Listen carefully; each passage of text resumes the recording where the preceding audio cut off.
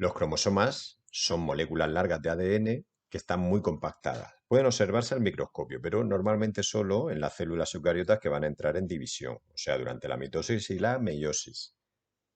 La función del cromosoma al final es asegurar que la información genética se va a transmitir, sobre todo de la célula madre a las dos células hijas.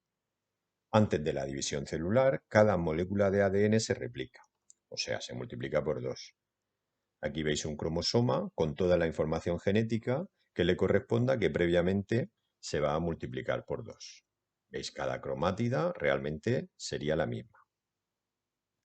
En la estructura del cromosoma, cuando lo encontramos en una célula que está en división, pues vemos que hay dos brazos unidos por un centrómero, que es un estrechamiento, y que luego además en sus extremos tiene una estructura que se llama telómero que le aporta estabilidad a este ADN compactado. Los tipos de cromosomas están en función de la longitud del brazo. Cuando los dos brazos son prácticamente iguales, pues se llaman metacéntricos. Submetacéntricos, cuando la longitud del brazo es mayor o uno de ellos es mayor a la del otro brazo. Acrocéntrico es cuando hay un brazo muy pequeño comparado con el otro brazo. Y los telocéntricos es cuando podemos apreciar solo un brazo. El centrómero estaría localizado en el extremo del cromosoma. O sea que realmente los tipos de cromosomas están en función de la longitud de los brazos.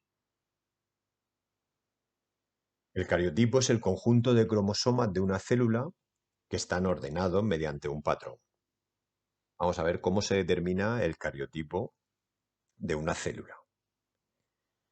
Bueno, lo primero es que el número de cromosomas en una especie siempre es el mismo, siempre es constante. El número de cromosomas que integra un juego completo es el número haploide y se designa por la letra N. Por ejemplo, las células sexuales siempre son haploides, solo tienen un juego completo de cromosomas. El número correspondiente a dos juegos completos es el número diploide y se representa por dos N. Pues los cigotos, por ejemplo, o cualquier célula que no sean las sexuales, pues serían diploides. Los cromosomas emparejados de las células diploides se llaman homólogos. O sea que ya hemos visto que realmente tenemos dos juegos de cromosomas. Cada uno de estas parejas de cromosomas en las células diploides se llaman cromosomas homólogos, cuando se encuentran emparejados. ¿Cómo se hace? Pues bueno, como aquí hemos visto que deben de estar los cromosomas ordenados mediante un patrón, pues aquí los vamos a emparejar en función de que se parezcan, que tengan la misma forma o el mismo tamaño, o las bandas que tienen los cromosomas, pues que sean prácticamente parecidas, similares. En las especies en las que el sexo está determinado cromosómicamente, pues esto ocurre en la mayoría de los animales, vamos a encontrar dos grupos de cromosomas. Los autosomas, que son los que no están ligados al sexo. Y todo lo que tenga que ver con el sexo estaría dentro de los heterocromosomas, que son los llamados cromosomas sexuales. En los mamíferos se denominan X e Y al macho y las hembras serían los que tienen el XX. Vamos a diferenciar un poquito estos dos tipos de células que ya han salido, las células haploides y las células diploides. Las células haploides son solo las que tienen un juego de cromosomas.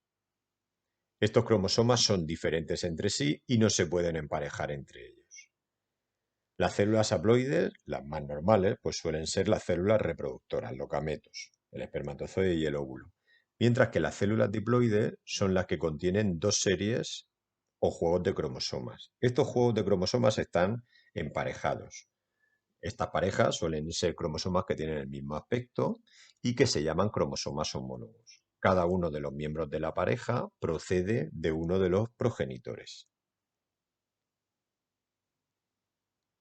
El ideograma es una representación esquemática a escala del tamaño, de la forma y del patrón de bandas de los cromosomas de las células. Entonces, lo que vemos aquí representado básicamente es un dibujo, no es una fotografía de una de las cromátidas, puesto que la otra cromátida del cromosoma es la misma. Entonces, no vamos a duplicar información y por eso solo pondríamos la cromátida de uno de los cromosomas. Este es el ideograma de los cromosomas humanos.